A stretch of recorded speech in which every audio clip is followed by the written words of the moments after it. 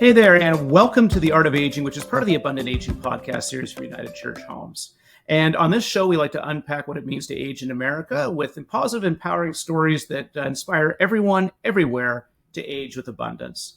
And this podcast series is sponsored through our Ruth Frost Parker Center for Abundant Aging, which is led by the amazing Beth Long-Higgins, who joins me on the podcast today. And this is kind of a something I've been really looking forward to because as part of a series, Beth and I are going to be unpacking some of the key principles of aging, or maybe some of these ageist tropes that really do define the Parker Center's work.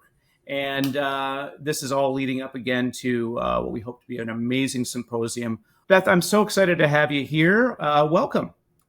Thanks. In some ways, what we're doing is we're just going to be record conversations that you and I have all the time. So this is really fun. Well, I know. And that's what I'm looking forward to, because, we've always sort of had these conversations, just sort of like, at off the corner of our desks, maybe, or just, as we see each other, knowing that I work remote, you're always, running around. So I've just been so looking forward to sitting down and sort of unpacking these thoughts with you.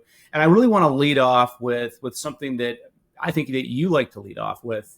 And this is the concept of aging. And, I didn't know this. Maybe you did, but everyone ages, right? Everybody ages. We actually do a workshop, and the title of it is Aging, Everyone's Doing It. And that's not my cute little phrase. I've stolen that from other people along the way. But we from day one, we're aging. The challenges, or the way we view this as a society, is we think of this as a good thing, right? When we're little, and we talk about the kids growing, and they're growing up as if we reach a certain height, and then growing stops, right? It's when we can no longer add another notch on the doorway on your birthday, and you kind of stop growing upwards. We stop talking so specifically about growth. But we also don't like to talk about the fact that we're aging. And all of this, of course, is related to ageism and how we think about aging in the society.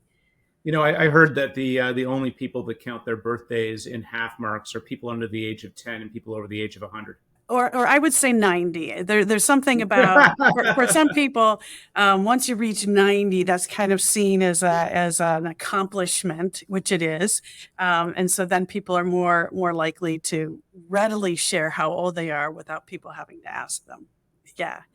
That's right. That's a big deal, right? People sort of have this sense of pride when they sort of reach these milestones.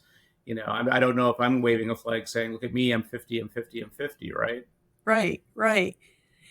The reality is that keeping track of that number and attaching that to measuring our lives is really relatively new in human history.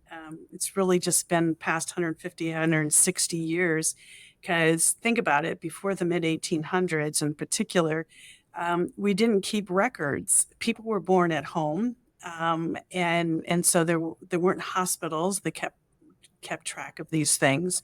When I don't even know when we started doing birth certificates, and so when people do genealogies, often when they're looking up, when did somebody, were they born or they die, they go to churches, the family church that people went to, because the churches kept records of baptisms.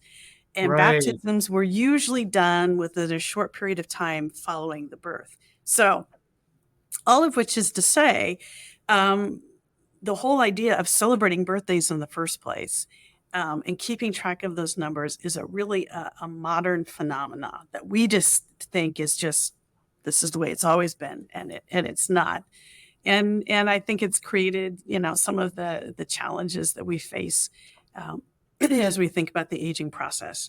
And so ageism, just to say this, so anytime we use the word, we're supposed to be defining it, is how we think, how we feel, and how we act about ourselves based on the number of years we are, how old we are. And it's not only, it can be internalized, but it can also be how old I think you are. So for instance, Mike, if I looked at you and thought you were 40, I might react I to think you. that'd be awesome, quite frankly, if you could do No, that. I don't want to be 40 again. Give me 50 anytime.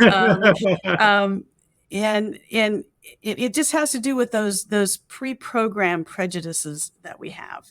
And so what if we lived in a world where the number didn't matter, where we were aware of the biases and the prejudices that we bring to each other, and that we celebrate the fact that we all, if we're aging, we're living, right?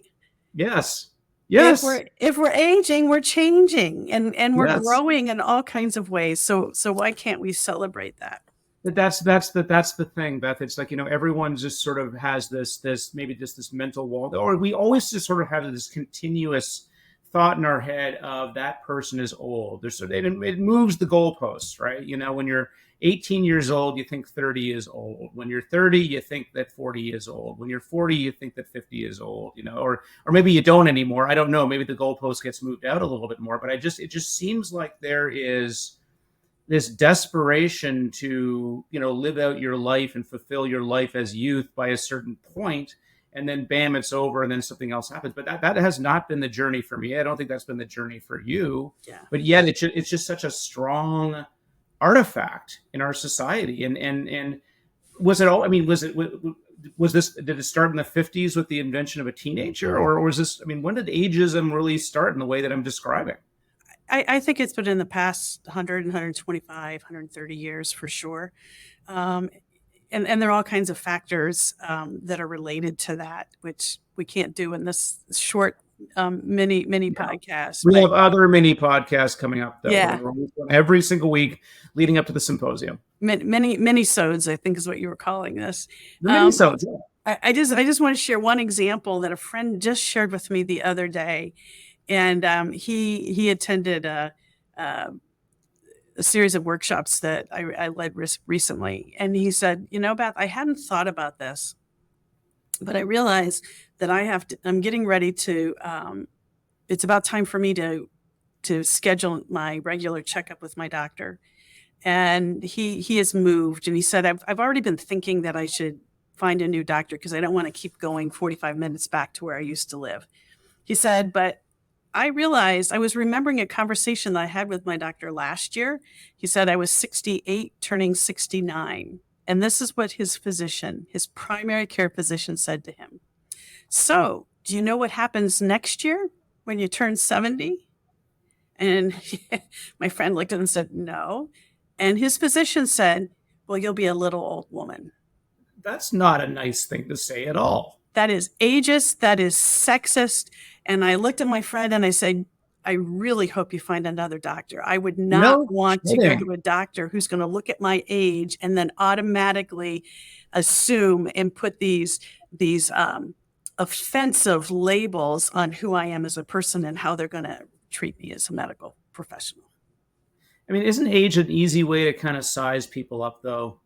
It's kind of, I'm comparatively more youthful, or I'm comparatively more, I don't know. It's a way to kind of like.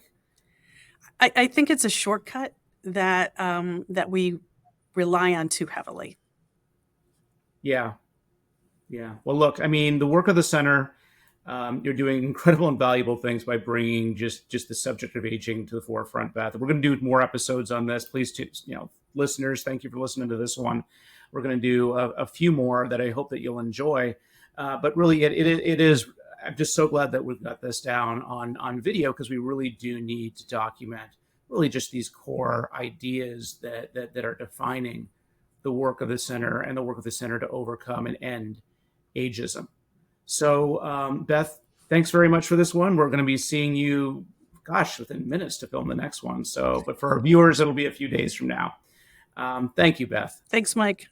Always great to be in conversation with you. And I'm putting in a plug for the symposium at the very end. You. That is going to be on Friday, October 4th, Nationwide Conference Center in beautiful Columbus, Ohio. And the subject of this year's symposium, Meaning, Purpose, and Redefining Retirement. Check it out at www.unitedchurchhomes.org/Parker-Center. We'll see you next time, guys. Bye-bye.